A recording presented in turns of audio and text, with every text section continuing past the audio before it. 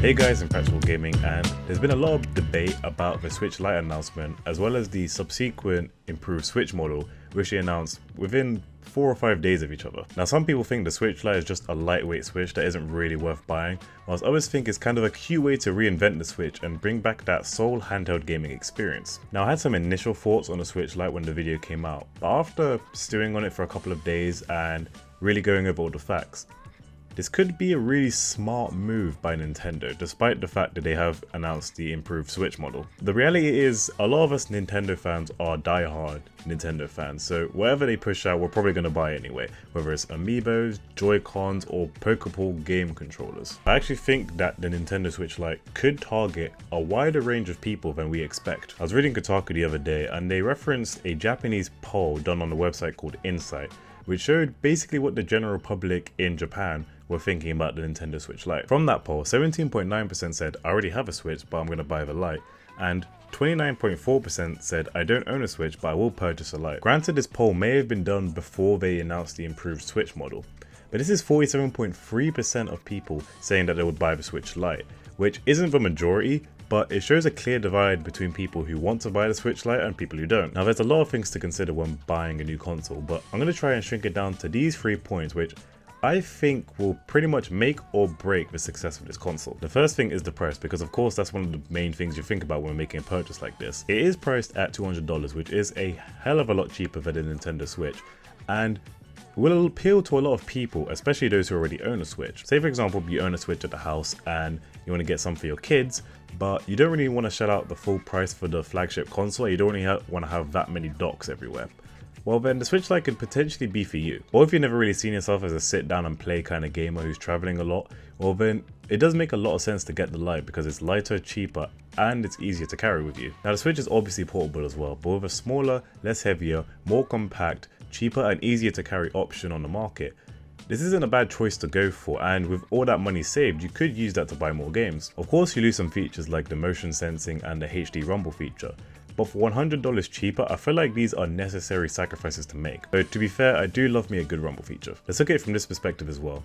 If you buy the Switch and you like to play on your TV or in a tabletop mode, well then you're probably going to get the Pro controller, and also if you like to do local multiplayer, you're going to invest in more Joy-Cons, which is a lot more money, which could take you up to £400 or £500, which not everybody can spend freely. This makes it seem like the Switch Lite is meant to be your console and your console alone, and not a device meant for local multiplayers like you could on the Switch, which is fine. It just means that it's selling to a different market. Which brings me on to my second point, where you're talking about the selling point and the audience. All this time, the selling point for the Nintendo Switch has been the fact that you can play it at home and play it on the go, hence the name. And the entire marketing and advertising strategy has been based around this USP. I mean, we've all seen the iconic Switch adverts with the click when it goes down with the red background, but now they've kind of reversed that and taken that USP away. I was listening to Nintendo Voice Chat and the Vergecast the other day, which are two really great podcasts. If you really like to hear all things Nintendo or all things about technology, then these are kind of the podcasts for you. They do some really great stuff over there.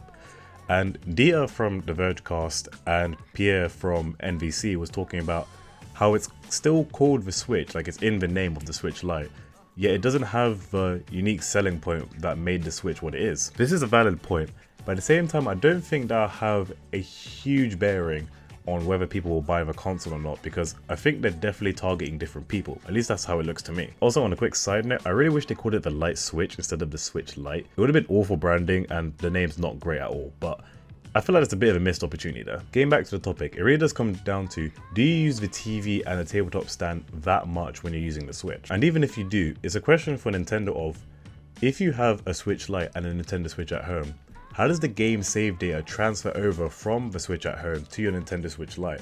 And it's this kind of cloud game saving feature that is really important and needs to be implemented, or else you're basically alienating all of the Nintendo fans who already have a Switch. Lack of Joy-Cons, no motion sensing, a smaller screen, less weight, a slightly longer battery life and more colors.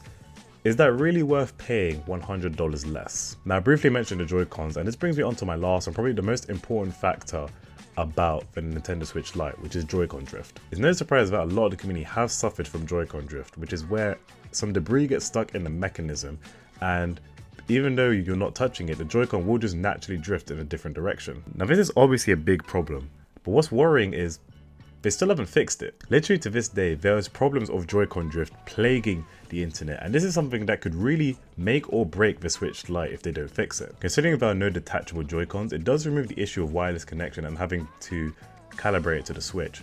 But dust and debris can still get into the Joy-Con mechanism, especially for a sole handheld device where you're taking it to different kinds of environments and different kinds of areas. Does that mean that the materials used in the Switch Lite are worse than in the Switch? And if so, does that mean that the problem still exists, or perhaps maybe even worse? At least with the Switch you can replace the Joy-Cons, but with the Switch Lite, if there is Joy-Con drift, you're essentially screwed. Now the Switch Lite is coming out fairly soon. Now we need to see more from Nintendo so that they can actually answer these questions before people actually start to buy them. Personally, I want to see it for myself at conventions and places like that before I make my own decision. But I think for the majority of people it will come down to the price, whether they're actually selling it to you, and whether they'll fix Joy-Con drift. There's still a lot of questions that need answering, but it is early days, so we're just going to have to wait and see until the Nintendo Switch Lite does eventually come out. Well, that's it from me. If you enjoyed, then leave a like, subscribe, and make sure to leave a comment down below about what your thoughts are on the Nintendo Switch Lite. Thanks for watching, and I'll see you next time.